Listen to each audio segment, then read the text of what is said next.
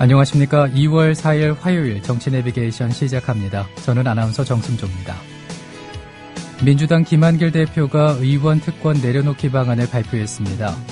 특권방지법으로 국회의원 소환제를 도입하고요. 편법 정치자금 모금 창구였던 출판기념회 비용과 수익을 선거관리위원회에 신고하도록 했습니다.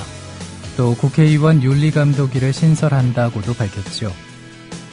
선거 때만 되면은 앞다퉈 특권을 내려놓겠다고 하는 정당들이지만은 선거 후 차일피일 미루다 신용만 하는 경우가 아니었으면 합니다. 민주당이 문제 제기를 다시 한 만큼 정치권에서 의원 특권 내려놓기를 제대로 해보길 기대해봅니다. 2월 4일 화요일 정치 내비게이션 먼저 날씨부터 전해드리겠습니다. 절기상 입춘이지만은 오늘도 추위는 여전하겠습니다. 오늘은 찬 대륙고기압의 영향으로 수온주가 뚝 떨어지는 가운데 대부분 지역이 맑겠습니다. 아침 최저 기온은 영하 15도에서 영하 3도의 분포를 보이고 있고요. 낮 최고 기온은 영하 5도에서 영상 3도로 어제보다 낮겠습니다.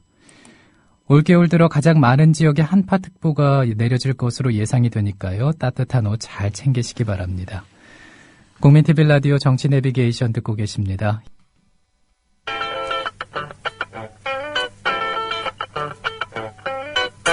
래퍼 제리케이입니다. 래퍼는 무슨 얘기든 할 수 있고 어떤 장르 뮤지션보다 적극적으로 사회의 시선을 들이대는 게 멋인 포지션입니다. 미디어 협동조합 국민TV와 본질적인 면에서는 비슷합니다. 무슨 얘기든 할 수 있고 어떤 언론 방송보다 공정하고 협동조합으로서 타 방송에 비해 표현의 제약이 적은 자유로운 방송 국민TV.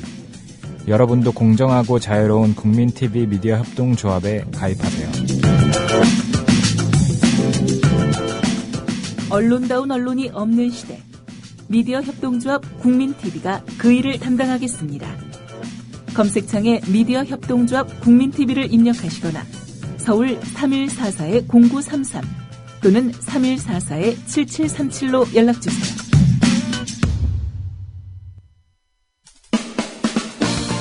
국민TV 라디오 광고를 모집합니다. 최고의 팟캐스트 청취율을 기록하는 국민TV 라디오는 시민들에게 가장 영향력 있는 콘텐츠 그룹입니다. 생방송으로 또 팟캐스트로 광고하고자 하는 분은 서울 전화 3144-0933 3144-0933 국민TV 라디오 사업국으로 연락주세요. 미디어 협동조합 조합원 여러분은 보다 저렴한 가격에 모십니다. 세상을 향해 열려있는 가장 큰 스피커 국민TV 라디오와 함께 멋진 미래를 가꿔보세요.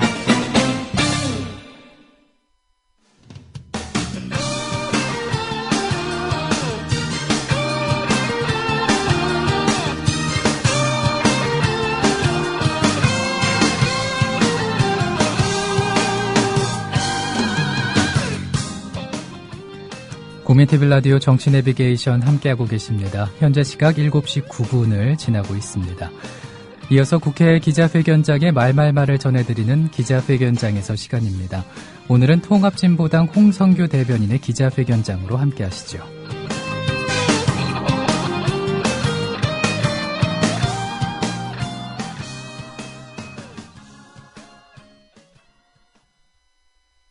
예, 통합진보당 대변인 홍성규입니다. 결국 검찰은 권력 앞에 무릎을 꿇고 굴종을 선택했습니다. 내란음모 조작 사건 관련하여 이석기 의원에게 징역 20년 등 모두 10년에서 20년의 중형을 구형했습니다. 오직 법에 따라 판단하는 검찰로서 공정성과 중립성을 모두 내던진 결정입니다. 최소한의 상식과 이성을 촉구했던 시민들의 기대를 무참하게 짓밟았습니다. 박근혜 독재 정권의 시녀로 전락한 검찰을 강력히 규탄합니다. 이번 사건이 불법 대선 개입으로 해체 위기에 몰린 국정원이 거꾸로 죄를 뒤집어 씌우고자 조작한 것임을 모르는 국민들은 아무도 없습니다. 부정선거까지 동원해 기어코 청와대를 차지하더니 이제 영구집권으로 가는 길을 닫겠다고 가장 눈엣가시 같은 진보당을 뿌리 뽑고자 하는 박근혜 정권의 노골적인 의도임을 모르는 국민도 없습니다. 오히려 법의 심판을 받아야 할 것은 수년간에 걸쳐 원내 제3당의 정상적인 정치활동을 사찰하고 프락치까지 매수해서 파렴치한 정치 공작을 일삼았던 국정원입니다. 자신의 직분을 망각하고 권력의 품을 택한 검찰 역시 엄중한 심판을 피하지 못할 것입니다.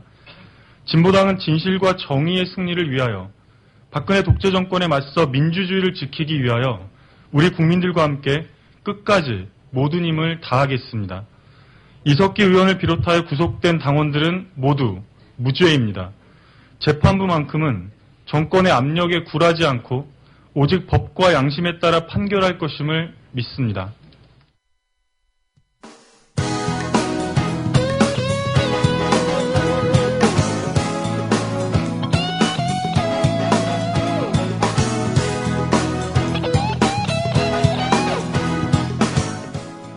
현장성과 깊이가 다른 정치 해설. 지금 여러분께서는 국민TV 라디오 정치 내비게이션을 듣고 계십니다.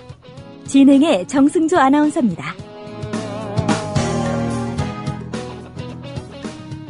정과레이더 시간입니다. 한겨레 21의 김혜영 기자 전화 연결돼 있습니다.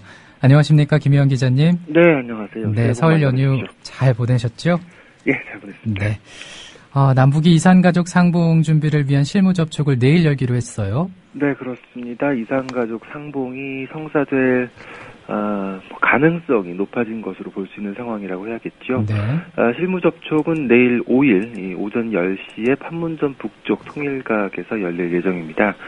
우리 정부는 설 연휴 전이었죠. 지난달 27일에 실무 접촉을 1월 29일에 하자. 그리고 상봉 행사는 2월 17일에서 22일에 열자 이렇게 제안을 했습니다. 네. 그동안 북한 쪽에서 답변이 없다가 7일, 그러니까 일주일 만인 어제 판문점 연락관 채널을 통해서 연락을 해왔는데요. 네. 5일 또는 6일에 남쪽이 이 편리한 날짜에 판문점 북쪽 지역의 통일각에서 적십자 실무 접촉을 갖자 이런 내용의 통지문 내용이었습니다. 우리 정부는 여기에 대해서 바로 우리 쪽의 제의를 수용한 것을 긍정적으로 평가한다. 북쪽에 5일에 남북 적십자 실무 접촉을 할 걸 제의했다 이렇게 밝혔고요. 네. 북한 쪽에서도 바로 오전 10시에 열자 이렇게 하면서 시간과 장소가 일사천리로 결정이 됐습니다. 그렇다면 실무 접촉에서는 어떤 것들을 정하게 될까요? 네, 기본적인 것들이겠죠. 상봉 날짜, 인원, 숙소 이런 게 논의가 될 예정인데요. 글쎄 무엇보다 가장 중요한 건 상봉 날짜일 것으로 볼 수 있습니다. 네. 북한은 우리 정부가 제시한 이산가족 상봉 행사 개최일 2월 17일에서 22일 이 개최일에 대해서는 언급을 하지 않았습니다. 우리 정부는 2월 17일에서 22일에 하자고 했는데 남북 양쪽이 만약에 내일 이 실무 접촉에서 이견을 보이게 된다면 상봉 행사가 이 날짜에 이루어지는 건 좀 불투명해질 수도 있겠죠. 하지만 우리 정부 쪽에서는 이산가족 문제의 시급성을 고려해서 될 수 있으면 가장 빨리 개최할 수 있도록 준비하겠다 이런 입장을 밝히고 있습니다. 우리 정부 쪽에서는 좀 낙관도 하고 있는 그런 분위기인데요. 네. 동강산 이산가족 면회소 시설 점검 같은 실무 준비에는 한 2주 정도 걸리기 때문에 서둘러서 실무 접촉만 마무리하면 된다 이런 입장입니다. 실제로 내일 실무 접촉에서 양쪽이 무리 없이 합의에 이른다면 예정대로 할 수도 있을 것 같은데 시일이 다소 촉박하다 이런 이야기도 나오고 있습니다. 그렇기 네. 때문에 2월 17일에서 22일에 하는 건 좀 어렵지 않겠냐 이런 전망도 있습니다. 그런데 이달 말에 한미합동 군사훈련이 예정된 상황이 아닌가요? 그렇죠. 그렇기 때문에 우리 정부 제안이 2월 17일에서 22일에 상봉을 못하게 되면 조금 문제가 복잡해질 가능성도 있어 보입니다. 24일부터인데요. 한미연합 군사훈련인 키리졸브 그리고 독수리 연습이 잇따라 예정이 돼 있는 상황이고요. 네. 그동안 북한 쪽에서는 국방위 중대 제안, 또 공개 서한 이런 형식을 통해서 남북 간의 상호 비방을 중단하자, 또 군사적 적대 행위를 중단하자 이렇게 제안을 해왔죠. 그러면서 우리 쪽에 이 한미 합동 군사 훈련 중단도 요구한 것으로 볼 수 있기 때문에 이 키리졸브 훈련 이전에는 이산가족 상봉 행사를 북한이 수용하지 않을 것 같다는 그런 분석도 나오고 있습니다. 결국 우리 정부에서 제안한 날짜를 북한이 언급하지 않은 걸 보면 상봉 날짜를 이 원점에서 재검토, 재논의하자 이런 의도라는 설명도 나오고 있고요. 네. 그런 맥락에서 보면은 내일 회담에서는 북한 쪽이 우리 정부 제안을 받아들일 수 없는 이유를 설명하면서 시기를 늦추려 하지 않겠느냐 이런 전망도 나오고 있습니다. 이렇게 된다면 훈련이 모두 끝나는 3월, 4월에 열자 이런 역제안이 나올 가능성도 있고 올 가능성도 있어 보이는데 북한 쪽에서 지난번에 박근혜 대통령의 이 설 이산가족 상봉에 대해서 거절을 밝히면서 좋은 계절이 오면은 뭐 만날 수 있을 거다 이렇게 얘기했는데 3, 4월이면은 뭐 거기에도 부합하지 않느냐 이런 설명도 있습니다. 군사적인 적대 행위 중단하자 이렇게 요구를 했는데 우리 쪽이 훈련을 그대로 실시를 한다면 북한 입장에서는 아예 이산가족 상봉을 무산시킬 수도 있지 않을까 그런 생각도 듭니다. 네, 뭐 그러기 위해서 뭐 그냥 명분 쌓기를 하는 거다라고 보는 굉장히 비관적인 시각도 일부 있습니다. 네. 실제로 북한 외교관이죠. 현학봉 영국 주재 북한 대사가 현지 시각으로 2일 영국 파이낸셜 타임스 인터뷰가 나왔는데 이런 얘기를 했습니다. 한미 군사훈련은 한반도를 전쟁 위험으로 몰아넣고 이산가족 상봉 계획에도 부정적인 영향을 미칠 것이다. 한국과 미국이 군사훈련을 벌이는 위험한 상황에서 상봉 행사는 열 수 없다. 이렇게 단언을 했습니다. 네. 사실상 뭐 키리졸브 훈련, 한미 합동 군사훈련에 대해서 한미의 한국과 미국의 이 태도 변화를 이산가족 상봉과 연계시키는 발언으로 볼 수 있겠죠. 한쪽으로는 북한이 이산가족 상봉을 추진하면서도 다른 쪽에선 이 문제를 지렛대로 한미 연합훈련의 연기 취소 걸 이런 걸 이제 압박하는 그런 의도가 있다는 얘기겠죠. 우리 정부 쪽에서도 한 당국자 얘기는 이렇습니다. 북한의 최근 상황을 보면 조선노동당 통일전선부에서는 이산가족 상봉을 계속 추진하고 있고 군부에서는 브레이크를 거는 것 같다. 군부에서 이 한미연합 군사훈련을 계속 문제시한다면 상봉이 다시 무산될 수도 있다. 이런 이야기도 나오고 있습니다. 네. 그렇다면 이산가족 상봉 자체가 무산될 가능성도 있을까요? 예, 뭐, 한 당국자의 말을 인용해서 말씀을 드리긴 했습니다만, 대체적으로는 그럴 일은 좀 없지 않겠느냐 평가가 나오고 있습니다. 북한이 최근에 각종 매체 그리고 UN 같은 국제 무대에서 이 중대 제한, 이 상호 간의 비방 중단 또, 군사적 적대 행위 중단에 대해서 홍보 활동을 하면서 남북 관계에 대한 어떤 개선 의지를 피력하고 있는 상황입니다. 그러다가 갑작스럽게 입장을 바꾸긴 좀 어렵지 않겠느냐 이런 좀 낙관론인데요. 이번에 실무 접촉이 이뤄지게 된 것도 결국에 이 북한 쪽에서 남북관계 개선 의지의 어떤 진정성을 보여준 것 아니냐 이런 평가도 나오고 있습니다. 이런 관점에서 본다면 북한이 실무 접촉 제안에 바로 답을 할 수도 있었을 텐데 뭐 일부 전문가들 얘기로는 우리 군이 이 서해에서 사격 훈련을 했기 때문에 좀 늦어진 것 아니겠느냐 이런 이야기도 하고 있습니다. 지난달 28일이었는데요. 북한이 우리 군의 서해에서의 사격 훈련을 중지해달라고 요구를 했는데 우리 군은 훈련을 강행했고요. 그러면서 이 우리 정부의 실무 접촉 제안에 대한 답변이 이루어졌다는 얘기입니다. 북한의 중대 제안이라는 건 결국 상호 비방과 적대 행위 중단하자 이런 건데 그 북한의 태도는 어떻습니까? 실제로 안 하고 있나요? 예, 중대 제안 내용 다시 한번 보면요. 지난달 16일이었죠. 네. 이 설 명절을 계기로 서로에 대한 비방 중상과 군사적 적대 행위를 중지하는 실제적인 조치를 취하자. 서해 5개 섬 멸점 지역을 포함해서 지상, 해상, 공중에서 상대방을 자극하는 모든 행위를 전면 중지하자. 우리는, 그러니까 북한은 실천적인 행동을 먼저 보여줄 것이다. 이렇게 이야기를 했습니다. 북한 쪽에서 먼저 그런 모습을 보여주겠다라고 한 건데 그 결과를 보면 다른 건 몰라도 남쪽에 대한 이 위협 방송 또 비방 방송은 실제로 최근 들어서 감소했다는 게 우리 정부 쪽의 판단입니다. 어제 국방부의 김민석 대변인이 브리핑에서 한 얘기인데요. 북한의 대남 위협 및 비방 방송은 최근 계속 줄고 있는 추세다. 비방 이외의 군사 활동 같은 북한이 서로 중단하자고 제안한 다른 활동의 중지는 없는 것으로 안다고 이야기를 했습니다. 북한군이 비방 방송을 줄인 것 이외에도 지난달 중순부터는 이 서해 5도를 포함해서 서부전선 쪽에서 이 대남 전단지, 이른바 삐라라고 하죠. 이 전단지를 뿌리는 작업도 안 하는 것으로 알려지고 있는데요. 국방부 쪽에서는 이런 변화를 남북관계 개선을 위해서 내놓은 어떤 선제적 조처로 판단을 하고 있는 분위기입니다. 비방 방송은 줄었는데 그렇다면 군사 훈련은 어떻습니까? 예, 조금 전에 말씀드렸다시피 국방부에서는 다른 활동의 중지는 없는 것으로 안다고 했는데 일단 현재 대남 비방 방송의 중단만 하더라도 이 적대행위 중지를 북한이 먼저 행동으로 보여주겠다고 했던 이 선제적 조치로 보기에는 무리가 없다는 견해를 보이고 있습니다. 다만 이게 일시적인 건지 군사훈련 축소 중단까지 이어질지는 좀 두고 봐야겠다는 입장인데요. 방금 말씀하신 이 군사훈련에 대해서는 국방부가 지난해 12월부터 시작한 북한군의 겨울철 훈련이 지금도 진행 중인 것으로 파악을 하고 있습니다. 네. 지난 9월에도 이산가족 상봉을 위한 실무 접촉이 있었지 않습니까? 네. 그때는 숙소 문제 때문에 좀 갈등을 빚었었죠.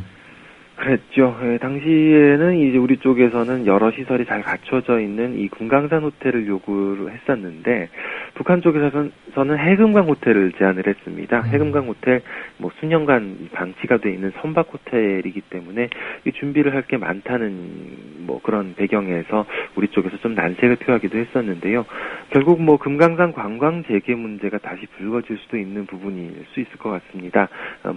마찬가지로 북한 쪽에서는 이산가족 상봉과 금강산 관광 재개를 어떻게 좀 묶어서 이 협상을 하려는 그런 모습을 보이고 있는 것 때문에 국내에서 논란이 있기도 했었죠.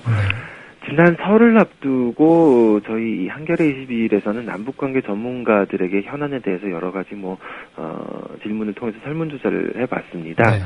다수의 전문가들은 이 북한이 이산가족 상봉 문제를 금강산 관광과 연계시킨 데 대해서는 우리 쪽에서 좀 어느 정도 수용해 줄 필요가 있다, 수용해 줄 수도 있다 이런 의견이 많았습니다. 그 이유는 우리 쪽에서는 이산가족 문제가 단순히 인도적인 또 도덕적인 그런 문제이겠지만 북한 쪽에서 보기에는 이 폐쇄된 사회에서 살던 주민들에게 이 남쪽 주민들과 접촉할 기회를 줘야 하는 어떤 정치적 문제라는 거죠. 정치적 문제를 해결하기 위해서는 명분을 주는 게 당연하기 때문에 우리 쪽에서 북한의 어떤 이산가족 상봉과 금강산 관광 연계를 좀 받아들일 수 있는 것 아니냐 이런 그런 시각이었는데요. 여전히 북한 쪽의 사과가 선행돼야 된다 이런 목소리도 있었습니다. 이런 이 국내 여론의 다양한 갈래에 대해서는 아무래도 좀 정치적 리더십을 보여줄 필요가 있어 보입니다. 네, 정치적 리더십이라고 하니까 한번 짚어볼 부분이 있는데 박근혜 대통령이 신년 기자회견에서 통일은 대박이라고 해서 화제가 되지 않았습니까? 네, 그렇죠. 전문가들은 어떻게 진단을 하고 있나요? 예, 우리 정부, 그러니까 대한민국 정부의 통일 의지에 대해서 평가를 해달라는 질문도 있었습니다. 0점, 가장 낮은 0점에서 가장 높은 9점까지 점수를 매겨달라고 했더니 박근혜 정부의 통일 의지는 평균 6.36점을 받았습니다. 이게 북한에 비해서는 높은 점수인데요. 김정은 북한 노동당 제1비서도 올 초 신년사에서 이 조국 통일 운동에서 새로운 전진을 일으켜야 된다 이렇게 얘기를 했는데 북한 김정은 체제의 이 통일 의지는 4.42에 상대적으로 굉장히 낮은 점수를 받았는데 여기에 비해서는 박근혜 정부의 점수가 높았던 거죠. 네. 하지만 이런 지적도 있습니다. 안정적이고 평화적인 통일에 대한 의지인지 아니면 어떤 형태로든 통일이면 된다는 건지는 좀 의문이다. 이렇게 이야기하는 분도 있었을 만큼 과정은 생략된 채 결론만 이야기하는 이런 통일로는 좀 문제가 있는 것 아니냐 이런 지적도 있었습니다. 또 박근혜 대통령 발언대로 이 통일은 대박이다 이런 표현에 대해서도 좀 비판이 있었는데요. 연세대학교 한석희 교수, 지난해 박근혜 정부의 인수위 시절에 중국 특사로 갔던 이 학자죠. 유일한 비정치인이었는데 한석희 교수는 이런 진단을 내놨습니다. 생뚱맞다는 생각이 드는 건 사실이다. 단계별로 이 차례가 나오거나 제시된 건 아닌데 갑자기 대박이라고 하니까 뭔가 준비가 되지 않은 것 같이 보였다. 지난해 박근혜 대통령이 나름대로 준비를 했지만 남북 간에 많은 일이 일어나면서 홍보가 잘 안 됐다라고 이야기를 했습니다. 반면에 또 민주당 홍익표 의원 같은 경우에는 대박이라는 표현 자체에 대해서 좀 의혹을 제기하기도 했는데요. 네. 홍익표 의원 얘기는 이렇습니다. 내가 들은 바로는 조선일보의 통일이 미래다 시리즈나 박근혜 대통령의 통일은 대박이라는 발언이 지난해 9월부터 협의된 사안이라는 이야기가 있다. 이 통일 담론을 주도하기 위한 의도가 깔려 있다는 뜻이다. 또 이런 이야기도 했습니다. 굳이 대박이라는 표현을 쓴 거는 통일 대통령 박근혜를 줄인 말이기 때문이라고 한다라고 했는데 대통령 박근혜를 줄여서 대박이라고 했다는 거죠. 실제로 2012년 대선 당시에 여의도에서 가장 많이 등장했던 이 건배사가 대박이었는데요. 네네. 뭐 새누리당 인사들 사이에서 나왔던 건배사인데 어쨌든 뭐 이번에도 그런 줄임말 아니었겠느냐는 의혹을 제기한 겁니다. 네. 그 이산가족 상봉이 꼭 이루어지기를 바라는 거는 많은 분들의 염원이지 않을까 싶은데 네. 이번에 상봉이 이루어진다고 한다면 어떤 분들이 대상이 될까요? 네, 상봉 인원은 지난해 9월에 이미 선정된 가족들이 있어서 아마 이분들이 다시 결정되지 않겠느냐 이런 전망이 나오고 있는데요. 네네. 지난해 9월에 이미 100가족 가운데 6가족이 사망 등을 이유로 상봉을 포기하면서 94가족, 94가족이 참가할 예정이었죠. 그동안 5개월이 지났기 때문에 상봉 가족의 수는 더 줄어들 수도 있다는 전망도 나오고 있는데 역시 이산가족 문제를 다룰 때는 참 시간이 답이 될 수 없다는 부분이 정말 좀 슬픈 부분인 것 같습니다. 네, 고맙습니다. 오늘은 여기까지 듣겠습니다. 감사합니다. 네, 지금까지 한겨레 20일 김혜원 기자와 함께 했습니다. 자, 국민TV 라디오 정치 내비게이션 함께하고 계십니다. 현재 시각이 7시 26분, 네, 이제 막 27분에 다가가고 있습니다. 오늘 순서는 여기서 인사드리겠습니다. 내일 오전 7시에 뵙죠. 고맙습니다.